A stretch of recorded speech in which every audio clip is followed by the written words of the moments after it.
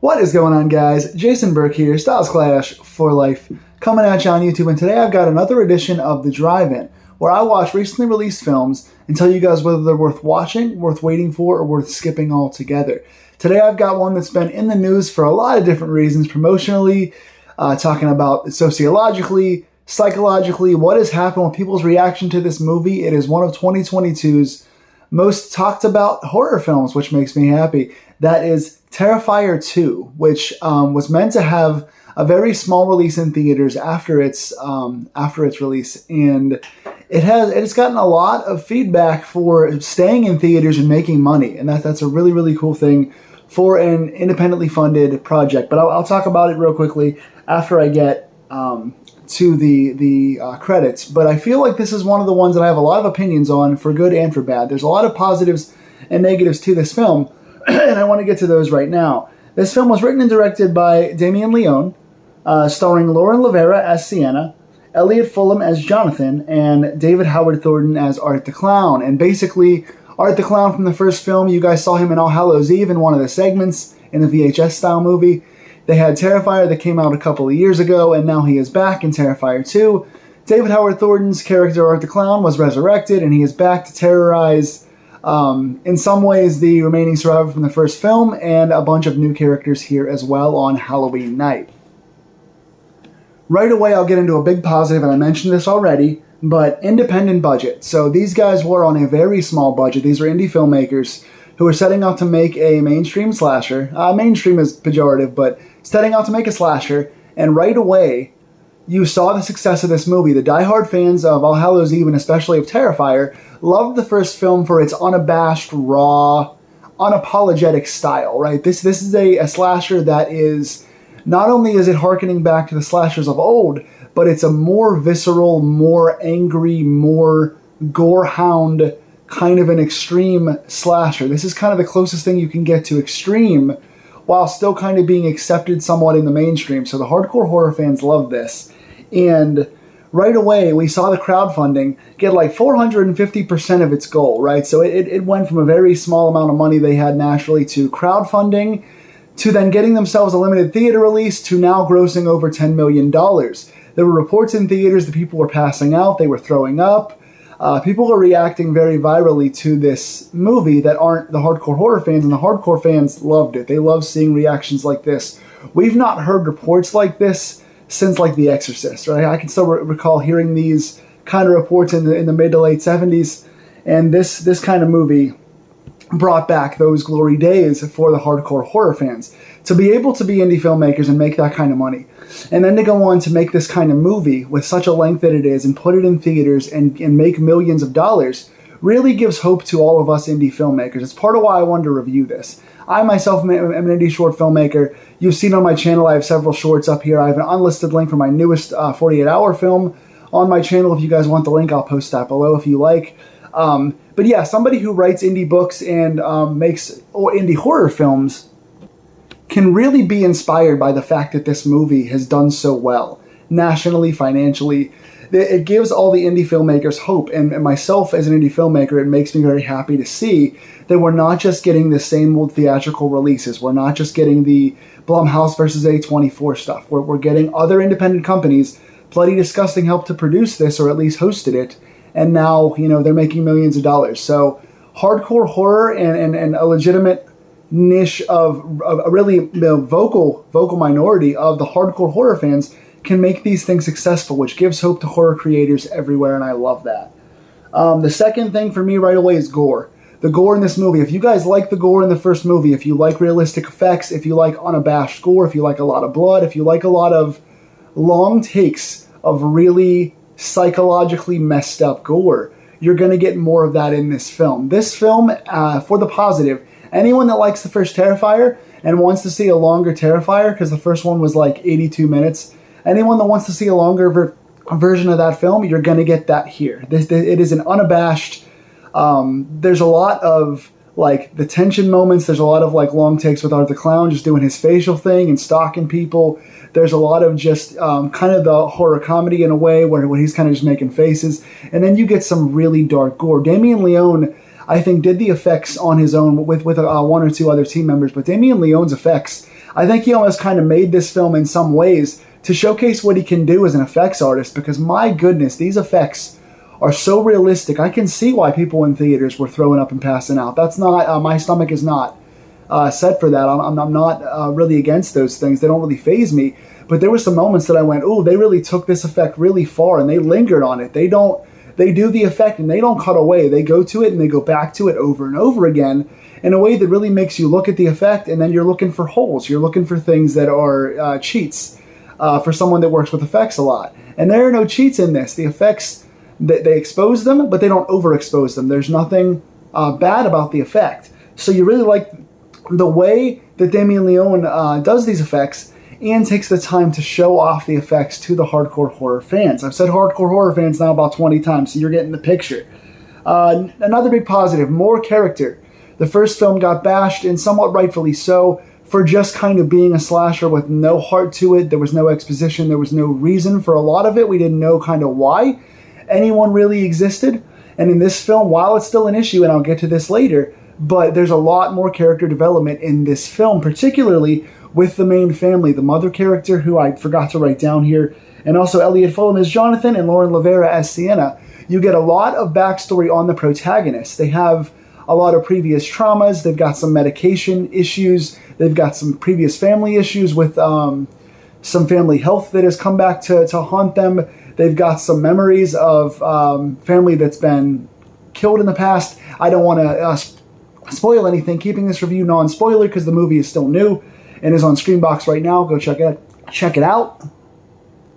But you do get a chance to sit with the main characters of this film. This film runs for quite a while, and we'll get to that as well. But in the runtime, you get a chance to get to know especially the main three characters. Even the friend characters a little bit too. You get to kind of sit with them and invest with them. So whenever they are being tortured and stalked by Art, you care more about what happens. The first film, you're just rooting for Art to do brutal stuff. And Art does a lot of brutal stuff in both films. But in this film, at least you've got a counterbalance where you've got some backstory, you've got some strength in the main characters, and you're seeing more of an equal battle going forward. An antagonist is only as good as its protagonist. You've seen how much Heather Langenkamp and Freddy are tied together, Tommy Jarvis and Jason, Jamie Lee Curtis and Michael Myers. An antagonist, to be stronger, is heightened by his protagonist. In the first film, you didn't really get one that you were super empathetic with, and in this one, in part to Lauren Lavera, you get that with Sienna. That's my next positive. Lauren Lavera really stars in this thing, and obviously David Howard Thornton is really good. His look is great. His facials are great. The long takes are good. He does a lot of good work in this. David Howard Thornton's a very talented antagonist in this. But Lauren Lavera is a budding star. She's gotten a lot of positive feedback from horror fans, and I can see why. There is a strength in this character where she kind of is the best of both worlds.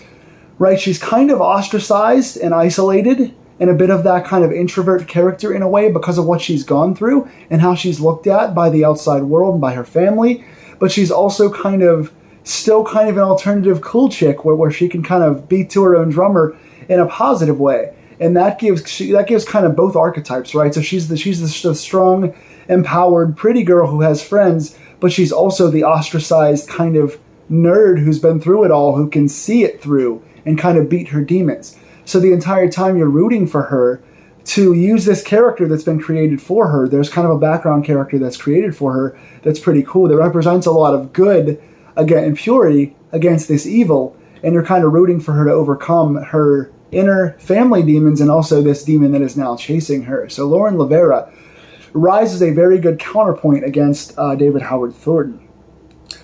And then we start to get into some negatives, right? So there's some really good stuff with some music here. The music is done well. Some of the editing is done nicely by Damien Leone as well. He's kind of a one-man team in a lot of respects, so he's got a lot of jobs. I can respect that in the indie community. There's some really nice moments here where you see what they're going for with David Howard Thornton, kind of the horror comedy balance, right? Usually on this channel, I ostracize the horror comedy because it's not usually done in a good balance. You get all horror and really no comedy in there, or you get too much comedy at the expense of the characters. They don't do that here. David Howard Thornton does a lot of things where he's making goofy faces, he's shrugging, he's moving around, he's being a bit silly, but it tracks with his character from the previous films. David Howard Thornton's character, Art, is one that relishes in the chase. So when he's being a little silly, he's an obviously obnoxious clown. He's reveling in this violence. There are moments that he looks at his handiwork. People like when Michael Myers and Jason Voorhees stalk their prey excessively and kind of do things like tilt their head or turn their bodies to admire their handiwork, to look at the carnage they've created. Art the Clown does that in spades. He looks at the carnage and he relishes in every bit of it. And again, he is an overly violent, psychotic clown. How much seriousness can you expect in those moments? But yet, he does the faces and the shrugs and stuff to make you laugh, but it's still in a way that makes you feel kind of tense and icky because you know he's going to stop on a dime and change that demeanor into a very serious stalker. And then when he does, he's going to carve your bones up and sit there and play with them and do patty cake with your broken arms. And he's going to do stuff with your limbs long after you're destroyed. So he can change that comedy, which benefits his character and kind of supports who he is, into that really visceral horror character, which creates a nice balance for the two. But now into the negatives. Number one, I think probably every reviewer that has done reviews on this, I haven't watched any reviews, I wanted to do mine first, but I think every reviewer has said that runtime in this is way too long. 2 hours and 18 minutes this movie ran, and for a slasher film, especially a slasher film where there's not exposition on certain parts of it, which I'll get to, I think that's quite long. That's quite long, and I understand why it's this long. It was crowdfunded. It raised 450 times what it was supposed to raise or whatever. So, of course, you're creating a hardcore horror film for the hardcore horror fans. I'm saying it again. So I get why you'd want to give them a long runtime and pay off their support. This is a fan-driven film that couldn't have been made, at least at the level that it was, without the fan support. There wouldn't have been a sequel without the clamoring for it and the fundraising by the team and all that. So they're trying to give the fans their money's worth, and they do in this. But also, I feel like for a slasher that has a fairly basic premise, you don't need 2 hours and 18 minutes. There are many scenes, and again, I've done kind of like some editing and stuff in the past, and I know Damien Leone was kind of partially by himself in that phase of the game, but there are some scenes that just go on too long. They could have cut frames off of every scene in this movie, and I think it would have benefited. I think they would have taken most of the criticisms of this film away. Most of the stuff that people have to say negatively about this film could have been saved by the tighter edit. And I think that's just, again, it's hard to kill your babies, as they say. They say kill your babies when they would talk about editing your own scenes out. Damien Leone wrote this and directed it, so it's very hard to want to cut stuff down. But even if you're cutting out frames of the gore or the stalking or the faces that go on a bit too long, you're saving the runtime and you're saving some of the negatives. I feel like this movie does start to drag in the middle of it, and it's hard for a basic slasher to drag, but I feel like because some of the shots go on so long and they're trying to do the comedy stuff and then build the tension and then have Art revel in his glory, they can shave that off by half and still make this what it was. I think this could have been an hour and 40 or hour and 45 minute film and would have benefited greatly for this. It's hard to go back and watch a film like this over and over again, even if you love it, you love Art and all that because they're great. But to go back and watch this over and over again makes it hard for 2 hours and 18 minutes. We don't have that kind of time all the time to sit down and watch a movie that's that long when you could pop on an 80-minute slasher from the 70s or 80s and have an easier time. So yeah, the runtime kind of hurts a little bit, and it does hurt the pacing. It hurts the pacing kind of in the middle of the act. And then on through toward the end. There's a couple times where there's like false deaths. You think someone's dead and they kind of pop back up and you're like, well, that easily could have been the end. That could have been a satisfying conclusion. And now we're still going on. Even the post-credit scene, and there is a post-credit scene, go watch it on Screenbox, but even that kind of goes on for a bit long. And I understand, again, they're trying to build tension, they're using their money, they're giving the crowd fan service, but I think that could have been shaved down by a half an hour at least and still been a satisfying film for the fans. And then we have still no Art story. So I'm not going to spoil anything, but again, for all the positives that you get and the exponential character growth between the first film and the second film and the strength of Lauren Lavera and the family, you don't get anything in terms of stuff with Art. You're looking for answers to questions. You're looking for kind of what is Art? Why does Art exist? Who is the person? Why do they revel in killing? You know, what is the clown aspect of things? Are they a demon? Are they supernatural? Why has he chosen this particular family? You get hinted at things. There's a family background that kind of hints at tying things together, and they haven't tied anything together. By the end of the film, you're going, okay, well, then that kind of just feels like a basic slasher, which again doesn't need to be as long as it was. And I feel like if you had explained more about Art and who Art was and counterbalanced with the explanations of the family, you would have had a stronger final battle. The pacing would have felt more worth it. And the end of the film would have felt like it justified the runtime a little bit better, in my opinion at least. I'm somebody who, when I love my slashers, I like sitting down for an 80 to 85 minute slasher. So I feel like when it's going to run this long and you're going to spend time with the protagonist, you want to spend time with the antagonist outside of just the killing scene. You get some visions from Art. You get another character involved with Art. You get some hints to the main family's backstory that could tie in with Art, but nothing really gets solved. And if you're going to run this long, you got to solve some of those problems. And I've heard, I think someone said that Damien Leone said at a conference or a Q&A or something, that they were saving a lot of that for the third film. They're going to do another Terrifier, and they should. And it's going to raise money, and it's going to get bigger and bigger. And I think it's going to probably have a full-time theater release in this, which is wonderful for us, the horror fans. But I think if you're going to run that long, give us something with Art, right? Give us some kind of what or why or who or when with Art. Answer a few questions. Now I feel like we have more questions at the end of this film than we did at the end of the first film.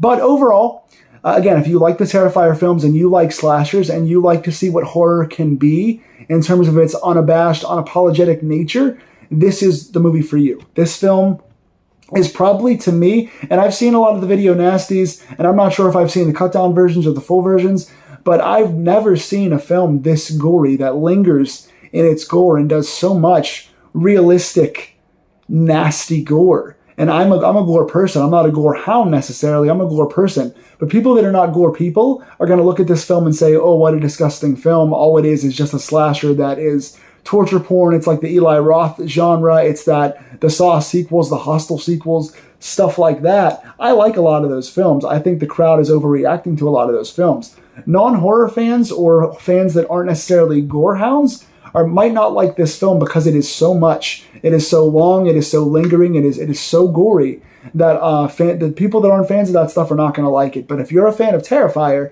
and you like Art the Clown just being Art the Clown and hacking bodies up, you're going to love it because you get that in this film and you get it bigger and darker and longer, and you also get some more characters on the other side. So if you like that film, you're going to love this film. I'm going to give it a 7 out of 10 for me. So what did you guys think? If you've seen it, please tell me in the comments down below. If there are any other indie horror films you'd like me to review, please put those in the comments below as well. Please like, share, and subscribe if you like these deep dive videos. And I try and show this to the Terrifier team, and I hope they enjoy it. Creators, Damien Leone, Lauren Lavera, and company, please keep making films, make them together, grow as a company. You guys have really good ideas, and you guys are really trying to do good things for the indie community. And I, as a filmmaker, and I speak for many others when I say we appreciate what this film is doing and what you guys are trying to do for the community. So 7 out of 10 for me. What do you guys think? Tell me in the comments below of the positives and negatives of this film, and I will see you guys real soon. Stay scared. Take care.